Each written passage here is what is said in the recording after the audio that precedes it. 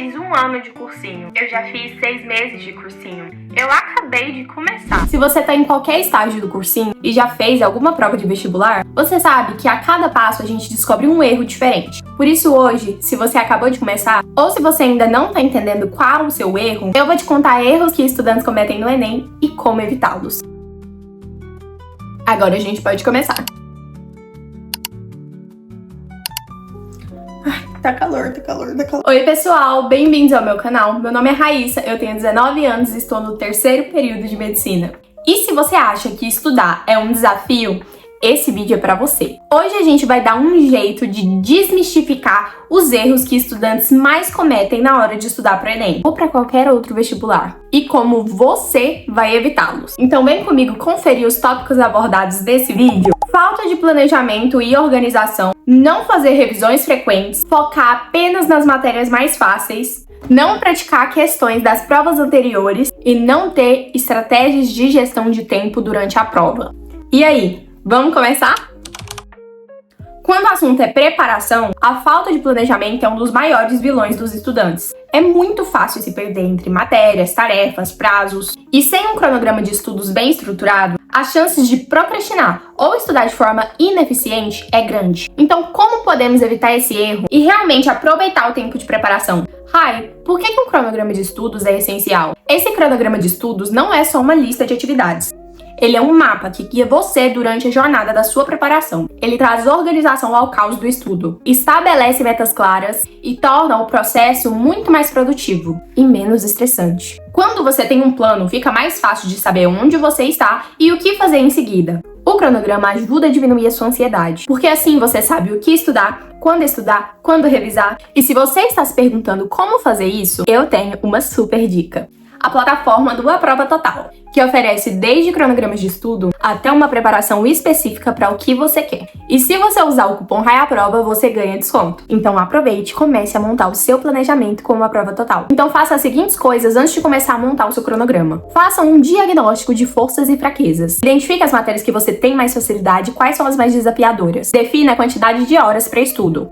Seja realista e encaixe os estudos no seu dia a dia. Balanceie os seus estudos entre teoria e prática. Dedique um bloco de tempo para estudar só teoria e outro para resolver questões. E claro, tem um dia só para simulados. E inclua momentos de revisão.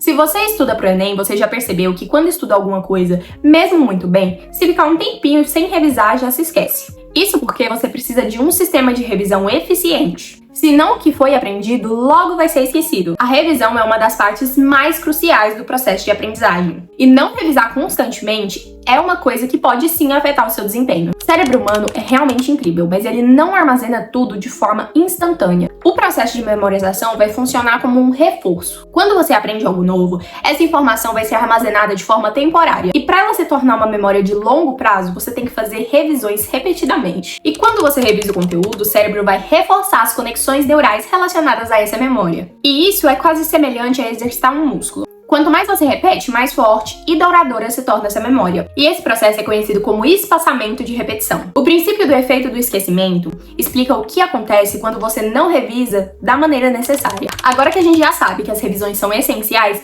como eu posso organizar elas? Além de separar um dia ou um horário só para fazer essa revisão, podendo ser semanal ou mensal, tem algumas técnicas de revisão que você pode usar e eu já fiz um vídeo sobre isso aqui no meu canal, então dá uma olhadinha. Mas eu vou falar um pouquinho aqui. Revisão espaçada. São revisões distribuídas ao longo do tempo. Então a primeira revisão vai ser no dia seguinte ao estudo. A segunda revisão vai ser 3 dias depois. A terceira revisão, 1 semana após a segunda revisão. E depois revisões a cada 2 semanas. Assim você vai fortalecendo a sua memória de longo prazo. E a intenção dessa revisão é ir diminuindo a quantidade de conteúdo para revisar, porque assim você já vai ter reforçado a sua memória. Revisão de conteúdo em bloco. Divida o conteúdo em blocos menores ao invés de revisar tudo de uma vez. Isso torna a revisão mais eficiente e menos sobrecarregada. Revise por assuntos. Foque em uma matéria de cada vez. Revise por tópicos. Dentro de cada matéria, revisite um tópico específico, como leitura e interpretação de texto em português, ou leis de Newton em física. Vá relembrando os pontos essenciais. As técnicas de revisão são várias, mas você tem que usar o que vai ser melhor para você. Use mapas mentais, resumos, exercícios e faça uma combinação de estratégias para maximizar os benefícios. Por exemplo, comece com um mapa mental para revisar os conceitos principais de um tópico.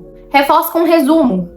para condensar a informação de forma objetiva e prática. Finalize com exercícios práticos, colocando em prática o que você aprendeu e testando a sua compreensão. A gente sabe que é natural querer investir mais tempo nas matérias que você tem mais facilidade ou que você mais gosta, mas focar apenas nas disciplinas que você mais domina pode ser um erro estratégico. Nas provas, cada matéria tem um peso diferente, e as disciplinas mais desafiadoras normalmente são as que exigem mais atenção e estratégia para dominar. O erro de negligenciar as disciplinas mais difíceis. Quando você prioriza as matérias fáceis, tende a ficar confortável na sua zona de conforto e deixa de lado os tópicos mais importantes e difíceis. Isso é tentador porque é menos frustrante. Porém, no longo prazo, vai ser triplicado a frustração. Você vai ter uma desigualdade no seu desempenho. Então, mesmo que você seja muito bom em uma matéria, se você for muito mal em outra, não vale a pena. Você também pode ter maior dificuldade no dia da prova, vai entrar com dúvidas, inseguranças, e isso te faz perder tempo e pontos. E claro, quanto mais você estuda só uma matéria, mais acumula matérias. E isso se torna cada dia mais difícil de desacumular. E como equilibrar esse foco entre todas as matérias? Identifique as suas prioridades. Reconheça as matérias que são mais desafiadoras para você. Divida o seu tempo de forma inteligente. Em um dia de estudo, comece pelas matérias mais difíceis. Isso garante que você esteja mais concentrado e menos cansado. E dedique mais tempo a essas matérias difíceis. Estude de forma progressiva. Você não precisa dominar tudo em um único dia. Divida o conteúdo em partes menores. Vai revisando e assimilando com o tempo. Alterne entre disciplinas fáceis e difíceis. Por exemplo, 2 horas de física, 1 hora para português. Estudar para o Enem não é só sobre revisar conteúdo. É sobre entender como a prova funciona e como se preparar mentalmente. Então, um dos erros mais comuns cometidos pelos estudantes é não praticar provas anteriores. A importância de simular o ambiente do Enem. Quando você resolve simulados, está fazendo muito mais do que apenas testar o seu conhecimento. Você se familiariza com o formato da prova, o tipo de cobranças do Enem, o tipo de cobrança das questões e até mesmo a gestão de tempo. Isso te ajuda a entender como o Enem pensa e como ele avalia o seu aprendizado. E assim você também começa a se preparar emocionalmente. E falando em questões, se você tem dificuldade na matemática para o Enem, é necessário começar a pensar no Checkmate. O Checkmate é um curso exclusivo para matemática do Enem. Todos os anos eles aprovam alunos com a média de mais 800 em matemática. E além disso, conseguem acertar mais ou menos 20 questões que caem na prova do Enem. As aulas são 100% direto ao ponto, focadas na prática de questões, de flashcards, um cronograma bem estruturado. E se você usar o meu cupom 1002 Raíssa, você garante seu desconto. E assim fica muito mais tranquilo melhorar a sua performance na prova. A gestão de tempo no Enem é necessário para você conseguir responder todas as questões e fazer a sua redação. A gestão de tempo é necessário para você conseguir responder todas as questões e fazer a sua redação de forma tranquila e sem ficar chutando. Então, como planejar o tempo para cada parte da prova e para a redação? A gestão de tempo não se resume a distribuir de forma igual o tempo para todas as questões da prova. Algumas sessões podem exigir mais tempo, como a redação. Então, eu vou dar um exemplo para vocês de como fazer essa divisão de tempo. E aí vocês testam em casa e vejam se isso funciona ou não para você. A prova é dividida em 4 áreas de conhecimento mais a redação. Cada uma tem 45 questões, ou seja, 90 questões mais a redação. Em Ciências Humanas e Linguagens, você pode gastar mais ou menos 3 minutos por questão para sobrar 1h30 para redação. A redação tem que ser feita com mais atenção e cuidado. Então reserve pelo menos 1 hora para redação. Para Ciências da Natureza e Matemática, requerem um pouquinho mais de tempo, porém você também tem que ser estratégico. Então tente não gastar mais de 2 minutos por questão. E se você encontrar uma questão difícil, marque ela para voltar depois. Como criar um cronograma mental de tempo durante a prova? A chave é começar com áreas que você tem mais facilidade e usar estratégias de leitura e resolução. Então faça uma leitura rápida, mas com qualidade. Primeiro, leia a pergunta. Antes de começar a ler o texto, leia a pergunta primeiro para entender mais ou menos o que está acontecendo. Use técnicas de leituras de skimming. É uma leitura rápida para pegar a ideia principal da questão.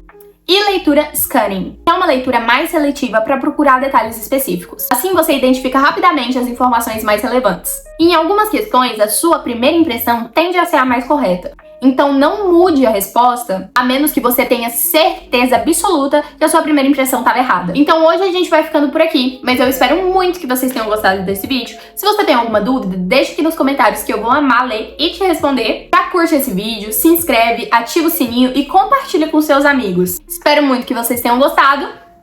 Um beijo e até a próxima!